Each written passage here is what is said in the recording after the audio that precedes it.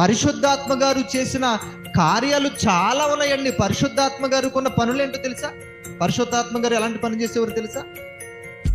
మనం చేతితో పట్టుకున్న ఈ పరిశుద్ధ గ్రంథం ఉంది. ఈ పరిశుద్ధ గ్రంథం ఈ 66 పుస్తకాలు రాయటకు పెద్ద పని తీసుకున్నది ఎవరు చెప్పండి?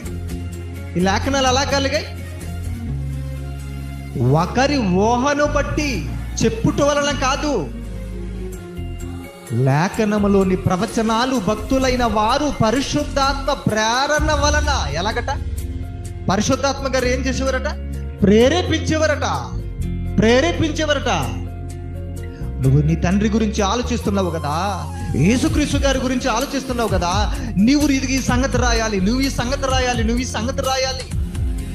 యోహాను నువ్వు రాయాలి, పేతురు నువ్వు రాయాలి, పౌలు నువ్వు రాయాలి. ప్రేరేపించేవారు. ప్రేరేపించడం ద్వారా వీళ్ళు లేఖనాలలోని ప్రతి మాటను కూడా వ్రాయగలిగారు.